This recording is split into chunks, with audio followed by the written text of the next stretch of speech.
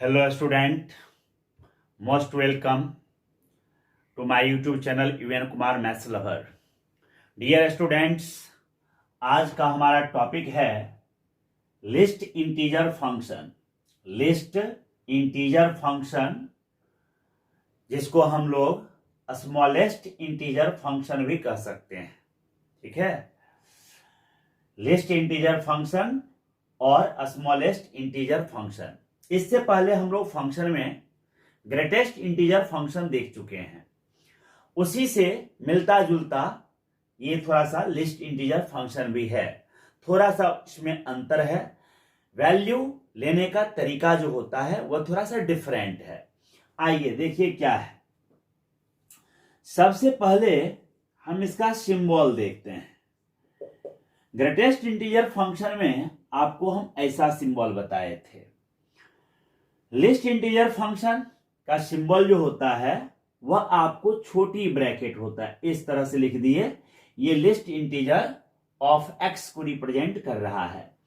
या फिर आप इसको ऐसे लिख देते हैं, इस तरह से, नीचे आप बंद नहीं कर रहे हैं, बस सीधा स्ट्रेट छोड़ दे रहे हैं, तो ये आपको लिस्ट इंटीजर फंक्शन को रिप्रेजेंट कर रहा है। लिस्ट इंटीजर फंक्शन को, लिस्ट इंटीजर फंक्शन को एक नाम सीलिंग ऑफ एक्स भी कहा जाता है, सीलिंग ऑफ एक्स।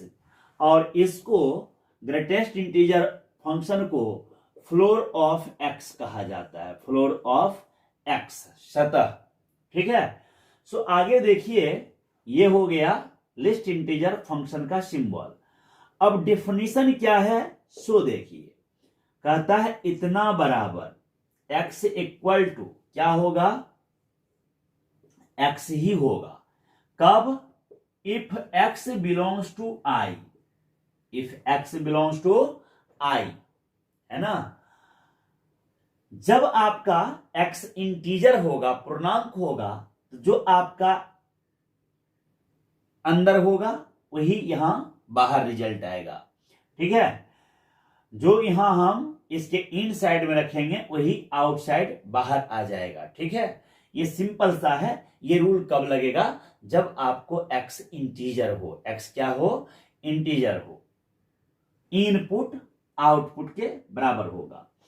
अब देखिए इसी में क्या कहता है, the smallest integer, smallest integer greater than x. ये तब है जब आपका एक्स इंटीजर नहीं है। ग्रेटेस्ट इंटीजर फंक्शन में था the greatest integer less than x, less than था, और यहां क्या है, ग्रेटर देन। आप एक नंबर लाइन खींच लो तो थोड़ा ज्यादा आपको इजी हो जाएगा वैल्यू लेना, समझना आपके लिए। ये 1 2 3 4 इस तरह से, ये हो गया -1 -2 -3, इस तरह से ये एक नंबर लाइन हम ले लिए, संख्या रेखा ले लिए।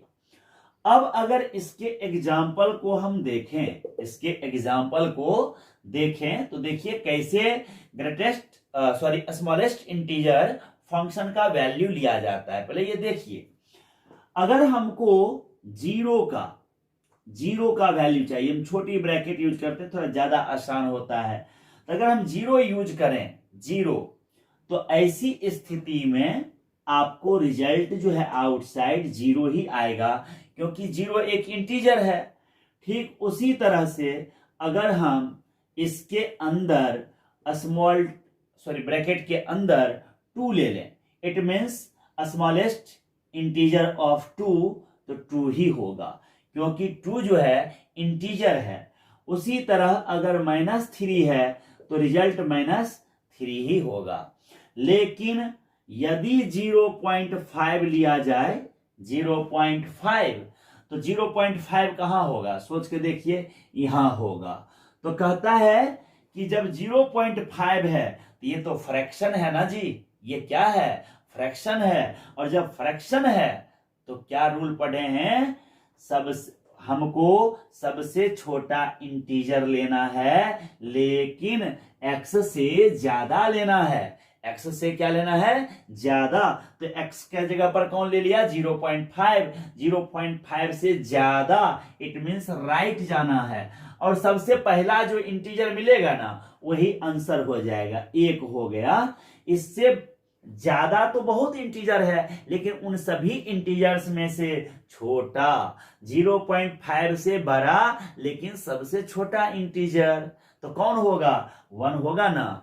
उसी तरह अगर आपको 0.9 है, 0.9, तो जस्ट 0.9 के बाद जो इंटीजर है वो 1, और वही ग्रेटेस्ट रहता तो जस्ट पहले वाला इंटीजर लेते हैं।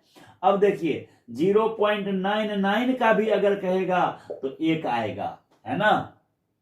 अब देखिए फिर अगर हम 1 का ले लें तो 1 ही आ जाएगा, और अगर 1.2 का ले लें तो 1.2 के जस्ट बाद कौन इंटीजर है, 2 आएगा रिजल्ट जी इसका। फिर उसी तरह 1.8 भी ले लें तब भी 2 आएगा, 1.99 ले लें तब भी 2 आएगा। और यदि हम -0.5 ले लें, -0.5 कहां होगा, -0.5 यहां। तो किधर जाना है ग्रेटेस्ट इंटीजर फंक्शन के केस में, राइट मूव करना है, राइट मूव करिए। तो यहां से उधर जाइए, जब यहां से उधर जाइएगा तो पहला इंटीजर कौन मिला, 0, तो आंसर 0। -0.9 है तब भी 0, -0.999 है तब भी 0।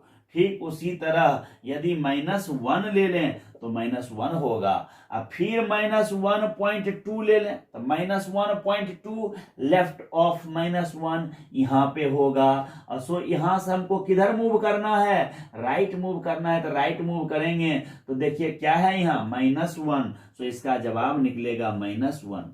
तो ग्रेटेस्ट इंटीजर फंक्शन तो पहले सीख चुके हैं, अब हम लिस्ट इंटीजर फंक्शन देख रहे हैं। और लिस्ट इंटीजर फंक्शन का वैल्यू कैसे निकलता है ये आपको समझ में आ गया होगा। अगर आपसे कोई पूछे -2.5 का, -2.5 का, तो -2.5 कहाँ है, यहाँ है। और इससे दाएं जाना है, राइट जाना है लिस्ट इंटीजर फंक्शन में, तो क्या है, -2 लिखाएगा, है ना, -2 लिखाएगा। तो ये आप आसानी से वैल्यू लिखना आप सीख चुके हैं लिस्ट इंटीजर फंक्शन का। और स्मॉलेस्ट इंटीजर फंक्शन जिसको कहते हैं या सीलिंग ऑफ एक्स कहते हैं। तो अब आइए हम इसके ग्राफ को समझते हैं ना। सबसे पहले इसके हम ग्राफ को समझते हैं, और ग्राफ से हमको क्या क्या कंक्लूजन मिलता है, क्या क्या निष्कर्ष मिलता है, ये भी हम यहां पर देखेंगे, ठीक ना। स्मॉलेस्ट इंटीजर फंक्शन, अभी कॉन्सेप्ट के दौर से गुजर रहे हैं हम सब, इसलिए ज्यादा हम प्रॉब्लम नहीं देख करके कॉन्सेप्चुअली अपने आप को स्ट्रोंग कर रहे हैं, ठीक है। फिर हम ढेर सारे प्रॉब्लम्स को लेके आएंगे और वहां पर आपको प्रॉब्लम्स बताएंगे। तो अभी देखिए पहले इसका ग्राफ, द ग्राफ ऑफ, है ना, लिस्ट इंटीजर फंक्शन LIF कह लीजिए और SIF कह लीजिए, ठीक है। लिस्ट इंटीजर फंक्शन और स्मॉलेस्ट इंटीजर फंक्शन, ये हो गया। तो लिस्ट इंटीजर फंक्शन का ग्राफ देखना है तो बहुत आसान है, जैसे हम ग्रेटेस्ट का खींचे थे ठीक उसी तरह का बुद्धि यहां भी लगाएंगे और थोड़ा सोचेंगे तो हो जाएगा काम। आपको पता है कि ये तो एक्स एक्सिस है और ये हमारा वाई एक्सिस है। आपको मालूम है कि जो हम पुट करते हैं उसको डोमेन कहते हैं, इट मींस एक्स एक्सिस पर लेते हैं, और जो रिजल्ट आता है उसको हम रेंज कहते हैं, वाई कहते हैं। तो अब ध्यान थोड़ा दीजिएगा ठीक से कि जिस ये एक मान लिए, ये हम 2 मान लिए और यहां पर हम 3 मान लिए, ठीक।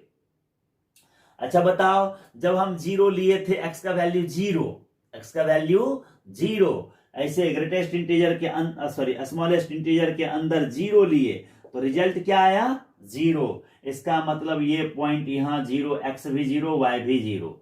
अच्छा बताओ, जब 0 से थोड़ा भी ज्यादा लेंगे, 0.2, 0.3, तब क्या आता था रिजल्ट, याद करो तो 0.2 का रिजल्ट 1, 0.1 का भी रिजल्ट 1, 0.00001 भी 1। इट मीन 0 से थोड़ा भी खिसके ये सब हमारा x है। ये जो पुट हो रहा है अंदर लिस्ट इंटीजर फंक्शन के चिन्ह के अंदर, सिंबल के अंदर, ये हमारा x है जी। और जो निकल रहा है वो हमारा y है, y आउटकम, रिजल्ट हमारा, रेंज हमारा है वो। तो y का वैल्यू, तो जो ही हमने 0 से थोड़ा राइट खिसका हल्का सा, तो रिजल्ट y जो है 1 आने लगा। तो क्या यहां पर y 1 होता है? नहीं ना होता है। तो ये 1 हो गया। जब यहां डार्क तो यहां होल होगा, यहां होल। अब देखिए 0 पॉइंट समथिंग के लिए भी हाइट 1, 0.5 के लिए भी हाइट 1, और जब 1 होगा तब भी 1 होगा, 1 के सामने भी 1 होगा, है ना। तो अब इसको आप ऐसे मिला दीजिए। ये आपको क्या सिखा रहा है कि ये सिखा रहा है कि जिस वक्त x का वैल्यू 0 है उस वक्त लिस्ट इंटीजर फंक्शन भी 0 है, और जिस वक्त 0 पॉइंट समथिंग होगा उस वक्त हाइट 1 पे पहुंच जाएगा, और 1 पर भी हाइट 1 ही होगा, 1 ही होगा, है ना। लेकिन ये 1 से थोड़ा भी अगर हम इधर खिसकें तो अब आप ही हमको बताओ ये वैल्यू क्या आने लगेगा, हैं? ये वैल्यू हमको कितना आने लगेगा? 2 आने लगेगा, 2। इट मीन्स जब हम यहाँ 1 पर पहुंचे तो होल हो गया इस जगह, और 1 से थोड़ा भी आगे बढ़े तो अब हमको क्या आने लगा? 2 आने लगा। तो 2 पर तो 2 आएगा ही। अब इसको हम ऐसे मिला दिए, ध्यान दीजिए इस तरह से। ये जो होल है, होल ये बताता है एक्सक्लूड, समझे ना, नेग्लेक्टेड, इट मीन शामिल नहीं करना, और ये डार्क दिखाता है इंक्लूड, इट मीन्स शामिल करना, किसी को हम शामिल कर रहे हैं, ये दिखाता है। सो जिस वक्त 1 है 1 आया, और जिस वक्त 1 पॉइंट समथिंग तो हाइट पहुंच गया 2 पर, इट मीन्स y का वैल्यू 2, 1.1 के लिए भी 2, 1.3 के लिए भी 2, 1.8 के लिए भी 2, 2 के लिए भी 2। लेकिन जो ही हम 2 से आगे जाएंगे तो हाइट फिर बढ़ जाएगा 3 पर, और यह सीधे इसके सामने 3 पर आके होल हो जाएगा, और यहाँ 3 के सामने यहाँ आके डार्क कर दिए, और इस तरह से इसको मिला दिए। तो अब देखिए 2 पॉइंट समथिंग के लिए ये हो रहा है। फिर उसी तरह से जब हम -1 ले रहे थे तो -1 का रिजल्ट तो -1 ही होता है, -1, लेकिन -1 का रिजल्ट -1 होता है, तो -1 तो यहां नहीं है ना y का वैल्यू, तो -1 पर होल किए। अब एक बात बताइए, होल क्यों किए? जब आप -1 लीजिएगा तो रिजल्ट तो -1 आएगा, तो x का वैल्यू -1 तो y भी -1, जो पुट किए वो x है, जो निकला वो y। तो पॉइंट अगर हम करें तो -1 कहां होगा? ये देखो, ये है -1 अगर, तो इसके सामने जो नीचे आएंगे यहां इस जगह, तो यही हमारा -1 होगा। सो ये ऐसे हो गया। अब आप गौर करिए, माइनस ये वाला पॉइंट क्या होगा? ये वाला पॉइंट -0.999, तो -0.999 का वैल्यू क्या सीखे थे? देखिए -0.2, माइनस कहां है? यहां है जी, 0.5 हो गया, ये थोड़ा बीचों बीच ले लिए, चलिए मैंने 0.5। तो ये लिस्ट इंटीजर फंक्शन है। लिस्ट इंटीजर फंक्शन में आपको किधर मूव करने कहे हैं? लेफ्ट की राइट? तो राइट मूव करने। इसका मतलब पहला इंटीजर राइट मूव करने पर जो आएगा वही आंसर है, तो 0 है। इसका मतलब y0 इसी पर है, y0 इसी पर है, तो इसलिए यहां डार्क कर दिए। अब ये -2 ले लेंगे यहां पर हम, -2, तो अब यहां -2 पे फिर होल हो जाएगा, और ये डार्क हो जाएगा इस तरह से, ठीक ना। इसका मतलब ये हुआ कि -1.5 पर भी -1, ये -1 देख रहे हैं, y का वैल्यू देखते जाइए, -1.9 पर भी हाइट -1 नीचे आ रहा है, और जब यहां हम -2 आएंगे तो फिर यहां पर -2 के पास डार्क करेगा, और ये -3 अगर हम ले लें इधर तो इसके नीचे यहां होल कर देगा ये, और फिर इस तरह से इसको मिला देगा। अगर आप ठीक से गौर करिएगा, अगर इसको हम थोड़ा ऐसे करके ऐसे करके हल्का मिला दें ऐसे, तो आप गौर करिएगा कि सीढ़ी जैसा लगेगा, सीढ़ी जैसा ऐसे जा रहा है ना। इसलिए इसको कहा जाता है स्टेप फंक्शन भी कहा जाता है। सीढ़ी जैसा बन रहा है इसलिए नाम इसका स्टेप फंक्शन भी कहते हैं, ठीक है ना। क्योंकि जिधर होल होता है, ये देख रहे हैं, ये है होल, तो ये वैल्यू ऐसे हो करके, है ना, आप गौर करिएगा, जिधर होल होता है उधर से चलना स्टार्ट करेंगे, तो चलना स्टार्ट करेंगे किधर जाएंगे, छत पर जाएंगे, देख रहे हैं, सीलिंग, इसीलिए सीलिंग ऑफ एक्स भी इसको कहा जाता है, सीलिंग ऑफ एक्स। अब थोड़ा सा इसके बारे में जो हम कंक्लूजन निकालते हैं उसको देखते हैं। आइए, ये सब आपको लिमिट में बहुत मदद करेगा, लिमिट को समझने में आपको फंक्शन बहुत हेल्प करेगा। सो फंक्शन को अच्छे से आप देखिए। चलिए यहां देखिए, यहां पर सबसे पहला चीज जो हम निकालेंगे वह लिखेंगे डोमेन, डोमेन ऑफ LIF। हम सीधे अब लिस्ट इंटीजर फंक्शन पढ़ते हैं तो उतना लिखने की क्या जरूरत है, डोमेन तो उसी के बारे में बात करेंगे, जो फंक्शन हम पढ़ रहे हैं हम उसी फंक्शन के बारे में बात करेंगे। यहाँ मॉडुलस के बारे में हम थोड़े डिस्कस कर रहे हैं, हम तो यहाँ लिस्ट इंटीजर फंक्शन को देख रहे हैं, इसलिए उसी के बारे में बात कर रहे हैं। तो डोमेन, डोमेन का मतलब हुआ एक्स की जगह क्या पुट कर रहे थे, तो एक्स की जगह क्या पुट कर रहे थे जी, पॉइंट वाला सारा, इंटीजर वाला भी सारा, इसका मतलब हुआ ऑल रियल नंबर। सो कोई पूछ दे लिस्ट इंटीजर फंक्शन का डोमेन क्या है, ऑल रियल नंबर। डोमेन किसको कहते हैं, तो the set of all values of x for which y is defined और y is real is called domain of the function, and the set of all values of y, the set of all values of y for which x is defined, that is x is real, is called range of the function.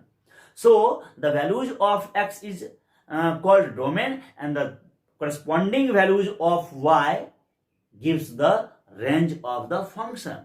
So देखिए यहाँ domain हो गया, लेकिन जब put करते हैं ये सब वैल्यू तो रेंज में क्या हमको मिलता क्या है, आंसर।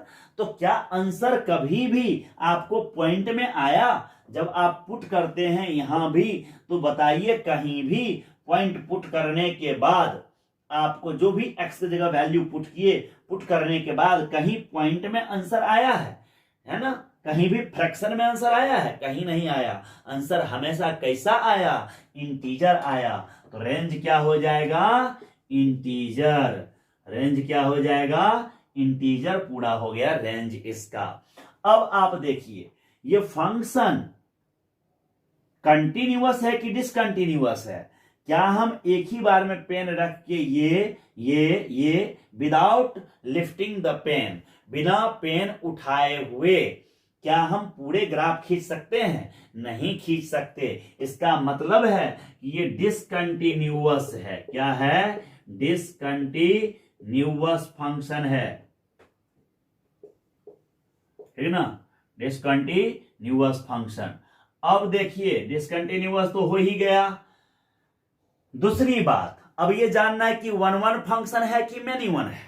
कौन फंक्शन है, 1-1 की मैनी वन। तो 1-1 क्या बोले हैं कि जो ही अलग अलग एक्स पुट कीजिएगा तो अलग अलग वाई आना चाहिए, अलग अलग एक्स के लिए अलग अलग वाई, इट मींस अलग अलग इनपुट के लिए अलग अलग आउटपुट आना चाहिए, अलग अलग रिजल्ट आना चाहिए। लेकिन यहां क्या हो रहा है, 0 के लिए 0, 0-0.5 के लिए भी 0, 0.2 के लिए 1, 0.1 के लिए 1, 0.001 के लिए 1, अलग अलग एक्स है, पर जो रिजल्ट निकल रहा है वो आपको सेम आ रहा है। तो जब अलग अलग एक्स पुट किया जाएगा और अलग अलग वाई आएगा तब उस फंक्शन को हम लोग 1-1 कहते हैं। और यदि अलग अलग एक्स के लिए सेम वाई आ जाए, समान रिजल्ट आते रह जाए, तब उसको हम मैनी वन कहते हैं। तो ये फंक्शन कैसा हो गया, मैनी वन फंक्शन हो गया जी, मैनी वन फंक्शन, ठीक है।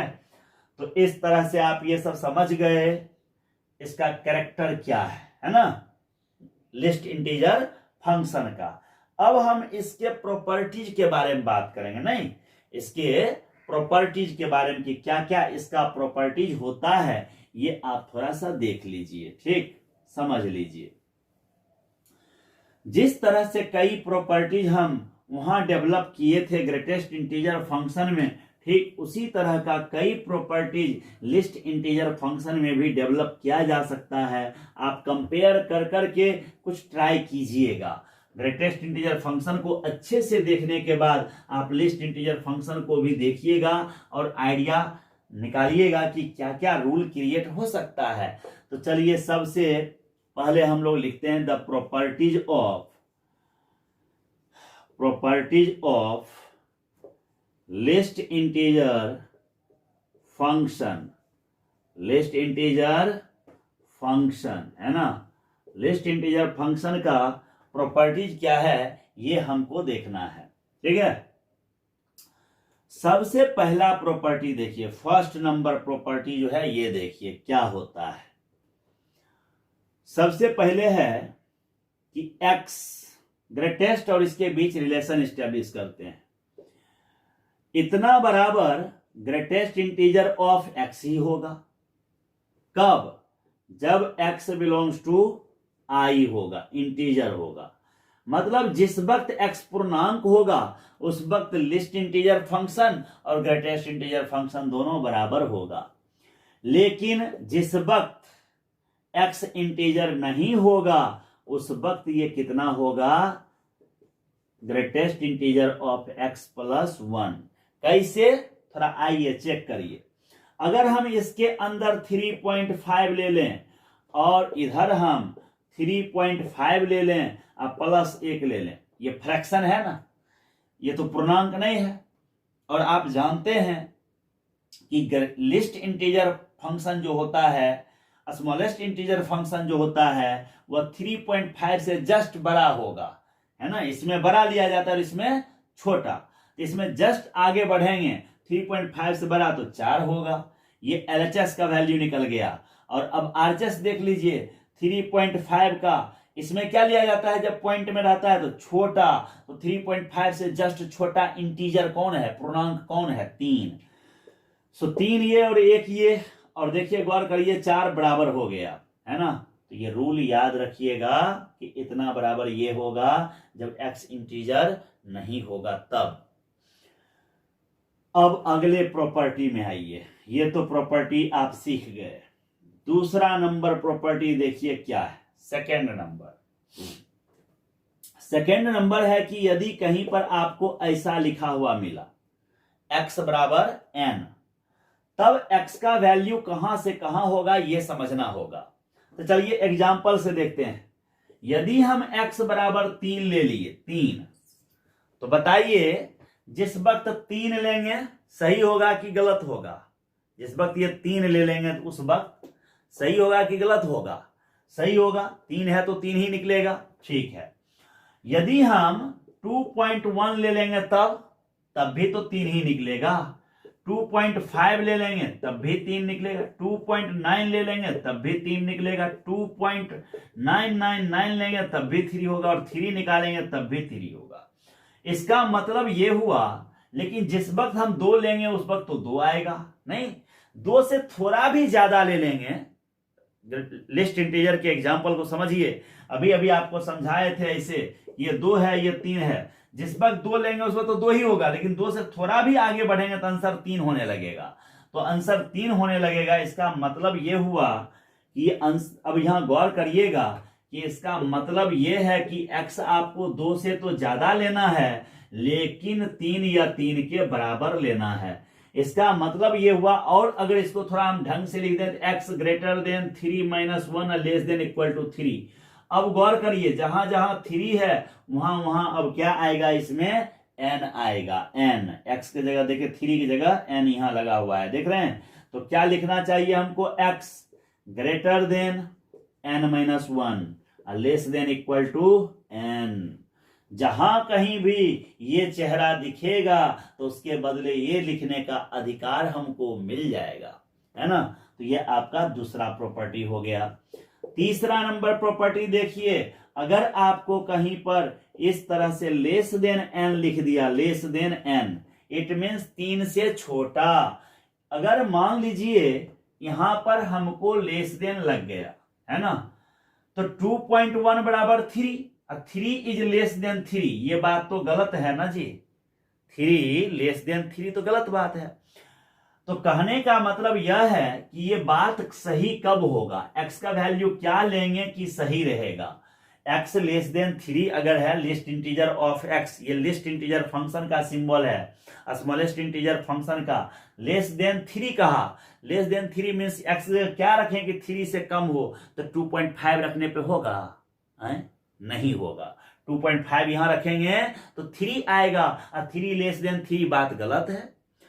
सो 2.1 भी रखेंगे तो गलत हो जाएगा, लेकिन 2 रखेंगे तब सही हो जाएगा। इसका मतलब ये हुआ कि x इज लेस देन 2 लीजिए या इक्वल टू 2 ले लीजिए, तब भी सही हो जाएगा। 2 लेंगे जिस वक्त आंसर 2 आएगा, 2 ग्रेट लेस देन 3, सही बात है। तो 2 के बराबर चाहे 2 से कम। अब अगर इसको थोड़ा और ढंग से लिख दे तो 3 - 1, जो रोल यहां 3 प्ले कर रहा है वही रोल यहां पे n प्ले कर रहा है, तो हमको लिखना चाहिए x is less than equal to n - 1 लिखना चाहिए। मैच कराइए इस प्रॉपर्टी से ठीक से, है ना, ऐसे लिखाएगा।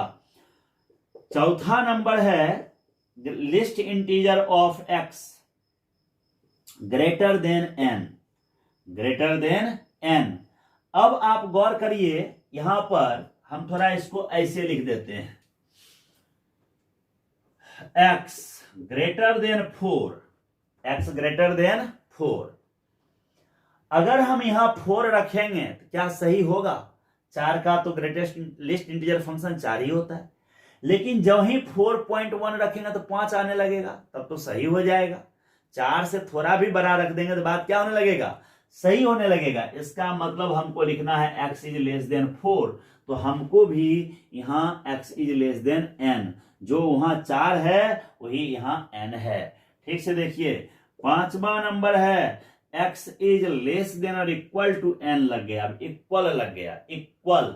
तो अगर इक्वल की बात कर दें हम ऐसे, least integer of x less than equal to 4, मतलब यहां क्या रखें कि या तो 4 के बराबर हो जाए या 4 से कम हो जाए। तो जिस वक्त 4 रखेंगे तब भी सही रहेगा, लेकिन जो ही 4.1 लेंगे तो 5 लेस देन इक्वल टू 4 गलत हो जाएगा। तो 4 चाहे 4 से कम लेना है, तो हमको भी यहां वही काम करना है, x is less than equal to n हो गया। और जब हम 6 नंबर लिखेंगे ऐसे, x ग्रेटर देन और इक्वल टू n, इक्वल लगा के लिखे, तो अब यहां भी हमको ये लिख देना है। तो गौर करिए, क्या रखें कि 4 के बराबर चाहे 4 से ज्यादा हो जाए। तो जिस वक्त हम यहां पे 4 ले लें तो सही हो जाएगा, 4 रखेंगे क्या हो जाएगा? सही हो जाएगा। 4 ग्रेटर देन 4 और इक्वल टू 4 दोनों से लग जाएगा, सही है। 4.1 में भी सही हो जाएगा। तो इसका मतलब है कि x ग्रेटर देन और इक्वल टू n लिखाएगा। यहां तक आप लोग अच्छे से समझ गए हैं, है ना? तो इस तरह से ये चारों प्रॉपर्टी इसमें ऐसे जनरेट हो गया। तो टोटल प्रॉपर्टी आपको 6 हो गया। नेक्स्ट 7 नंबर प्रॉपर्टी में आइए। 7 नंबर प्रॉपर्टी, 7वां नंबर रूल में आइए। क्या है? तो ये देखिए,